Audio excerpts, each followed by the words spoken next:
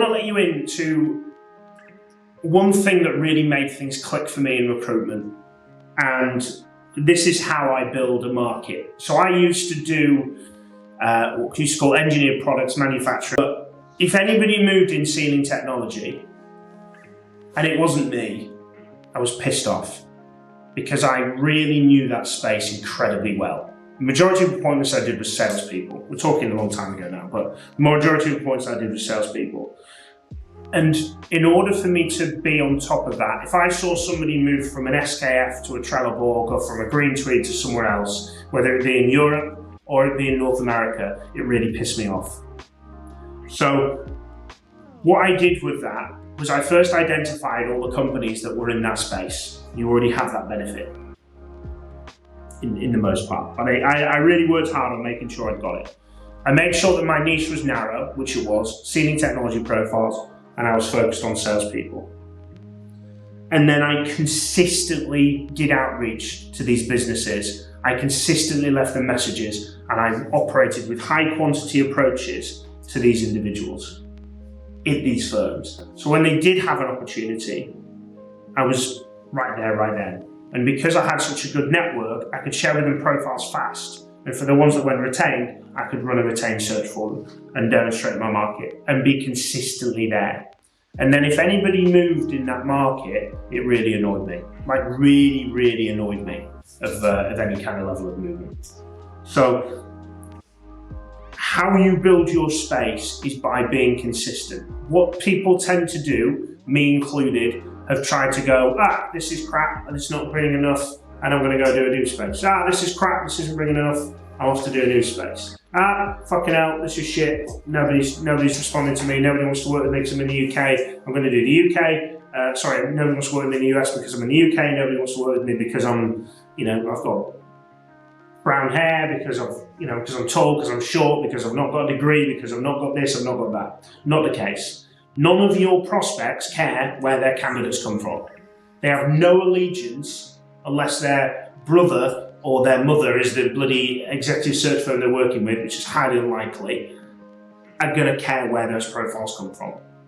How many times have you reached out, for those who've been here long enough, and they're running a retained search, yet they're happy to see your candidate? And retained searches are typically exclusive, but they're happy to see your profile. We just had one with SBJ, who are happy to see a candidate that we've spec'd in, even though they've paid a retainer on a search. So nobody cares about anything to do with your background, about your age, about how long you've been in recruitment. What they care about is your candidate good, and are you good at what you do? So your constant outreach gives them an indication that you know what you're talking about. And I've said this before, it wasn't me that got it, but there was a HR leader in a big blue chip company that wouldn't return her recruiters' calls until she'd had at least 10 voicemails from them. Because she was that in belief that they changed every 5 minutes, that she knew that if they left them gone to the effort of leaving 10 voicemails, they're probably better than the other ones, and they've probably been in a business for at least 10 months. And for that case, it was like, well, most of them have been in the business for 10 years because none of them ring me every month.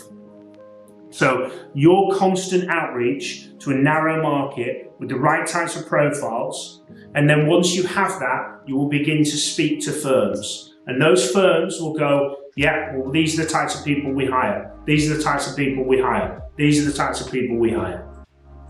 And then when you interview those types of people, you reach out to them and say, John, I know you told me that this is the type of person you want to hire in the future, or you might want to hire now, would there be of interest?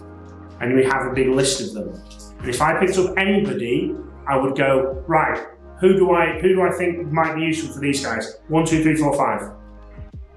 I may not have had a response from one of the persons for 2 years, but I'll still reach out to him because that's how I won my best account. Because I consistently continued the outreach and the messaging and the sharing profiles, even though I wasn't getting anything back. Because it wasn't about them responding to me, it was about them knowing that I existed and knowing that I was there. So if I've spoken to 10 firms, and they're right in your space and right in your market, right in your narrow niche, then you're consistently, John just spoke with a guy who's based in industrial services, who's doing X, Y, and Z. Chris just spoke to a private equity investment professional, specialises in healthcare, based in New York, wanting to reach out to you about them. etc., etc. And you ring them, you email them, you get the permission from the candidate to share the profile, and you share the profile, and you continue to operate like that. Because that will move the needle for them, because when you send that email at the right time, they'll respond to you and go, actually, yeah, we've got a search. And you've sent me loads of great profiles in the past, so I wanted to connect with you. Or you don't fucking send them anything, and last week you send them something, and this week you haven't sent them anything, and they just reach out saying, Mo, just wanted to catch up with you. You've sent us some profiles in the past, what would let you know?